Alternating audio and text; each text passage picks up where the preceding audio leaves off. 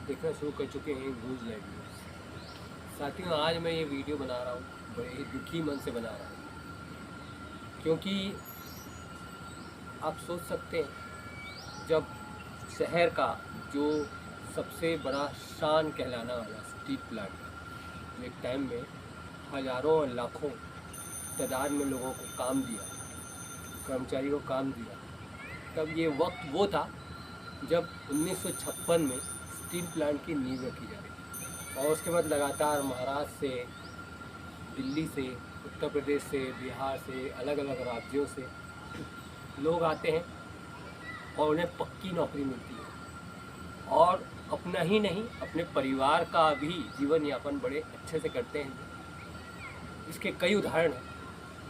Bhilai steel plant में अलग अलग स्कूल कर्मचारियों के खुलते हैं, बीएसपी स्कूल, जिन स्कूलों में बच्चे पढ़ के बड़े हुए और उनकी जो पढ़ाई थी, जो प्राइवेट कहे जाने वाला टॉप का डीपीएस जैसे स्कूल जो नंबर 1 ऑल ओवर इंडिया में चलते हैं, उनको भी पीछे कर देने वाले भिलाई के जो रहने वाले लोग हैं वो जानते हैं। सेक्टर 10, सेक्टर 4, ऐसे बहुत सारे स्कूल जो बच्चों को शिक्षा दी और उम्दा शिक्षा दी।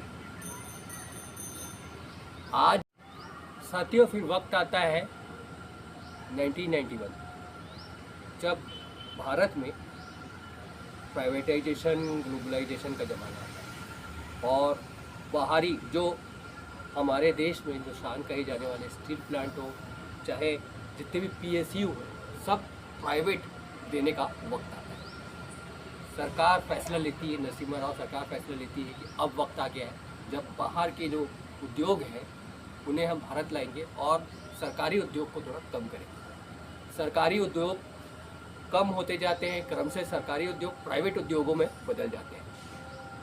ये वक्त भी थोड़ा फिर भी ठीक था, इतना हद तक प्राइवेटाइजेशन नहीं हो रहा था। उसके बाद साथियों वक्त आता है 2014। 2014 वो दौर है जब हमारे देश की सत्ता ही नहीं, सत्ता करने का तरीका भी बदल जाता है। जब लगभग जितने भी पीएसयू हो, चाहे रेलवे हो, चाहे पोस्ट ऑफिस हो, जहाँ पर लाखों करोड़ों नौकरियाँ निकलती थी, उन्हें ये बोल करके प्राइवेट हाथों में दे दिया जाता है कि वहाँ के जो कर्मचारी हैं वो निठल्ले हैं, खाली पीली पैसा खाते हैं, सरकारी घूस लेते हैं। जबकि ये सारी बातें जब बड़े बड़े जो उद्योगपति होते हैं उनको फ़ायदा पहुँचाने के लिए बड़े बड़े जो नेता हैं, देश के प्रधानमंत्री हैं और बड़े बड़े जो मुख्यमंत्री हैं, वो सब उनके साथ तालमेल बैठाने के लिए और ताकि एक छोटी से छोटी चीज़ भी प्राइवेट हाथों में चले जाए, इसके लिए एक अफवाह तो सरकारी में एक व्यक्ति को भी करा सकता है। जब देश का एक प्रधानमंत्री पूरी देश को और पूरी दुनिया को नचा सकता है, जिनका नाम नरेंद्र मोदी, तो एक ऐसा अधिकारी क्यों नहीं हो सकता जो ईमानदारी से बैठ करके पूरी संस्था को बहुत अच्छे से चलाए?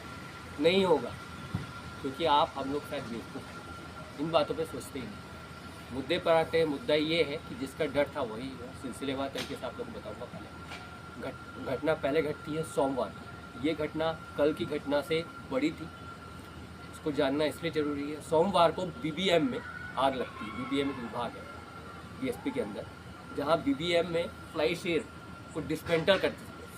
को डिस्मेंटल करते समय चिंगारी से, क्योंकि आसपास जो है वहाँ पर तेल और ग्रीस रहता है, एक चिंगारी काफ़ी होती है आग में बदलने के लिए। वही चीज़ हुआ।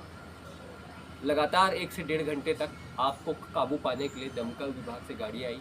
उसके बाद बड़ी मुश्किल से आग काबू पाया गया। लेकिन आप लोग के सामने ये खबर शायद इसलिए नहीं आई ठीक तरीके से क्योंकि उस समय तक कोई घायल हुआ नहीं। उसके बाद ऐसी एक घटना घटती है कल मंगलवार को। कल की घटना बड़ी हो गई। उसके पीछे कारण ये है कि 4 जो कर्मचारी हैं वहाँ, ठेका श्रमिक हैं, वो घायल हुए इस पूरे उसमें दौरान।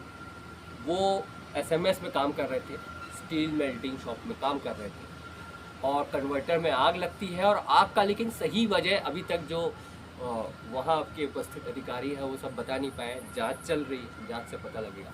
लेकिन सच ये है कि एक परिवार का एक जो कमाने वाला व्यक्ति है, जो ठेका श्रमिक है, वो 10 से 12 हज़ार की सैलरी में वहाँ काम करता है, अपना जान जोखिम में रख के काम करता है और वहाँ पर सुरक्षा के लिए भी उनके बंदोबस्त ठीक तरीके से नहीं है। ये फेलियर क्या है, एक बहुत बड़े लोकतांत्रिक देश का है, एक ऐसे देश का है जिस देश को चौथा विकास के रूप में चौथा देश है जो बहुत आगे बढ़ चुका है कहा जाता है। ये वही देश है जिस देश के प्रधानमंत्री नरेंद्र मोदी हैं और नरेंद्र मोदी कुछ भी कर सकते हैं, क्योंकि स्टील प्लांट सेंट्रल गवर्नमेंट के अंदर आता है, सेल के अंतर्गत आता है। सेल में सेंटर मिनिस्टर होता है, जो सेंटर गवर्नमेंट में बैठे हुई पार्टी जो सत्ता है उन्हीं का आदमी रहता है। तो ये सवाल उन लोगों से भी जो शायद बीजेपी को या हमारे देश के प्रधानमंत्री मोदी जी को सुपर पावर समझते हैं, वो कुछ भी कर सकते हैं। अगर कुछ भी हो रहा है तो हर महीने में 2 बार 3 बार इस भिलाई स्टील प्लांट में क्यों आग लग रही है?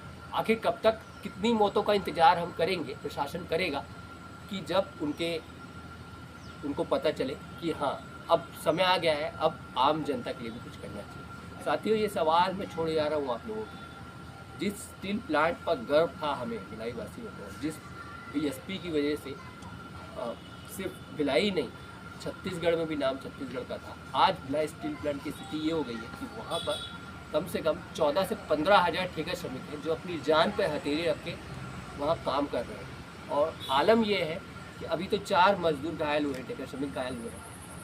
आलम ये है कि वहाँ कब एक बड़ी घटना घट जाए और कई लोगों की जान चली जाए, इसका भी कोई ठिकाना नहीं है। इसका जवाब पता नहीं कब मिलेगा, लेकिन हाँ आप लोग के पास शायद जवाब हो इस चीज़ का। अगर आप लोग के पास जवाब है तो हमें कमेंट करके ज़रूर बताइए।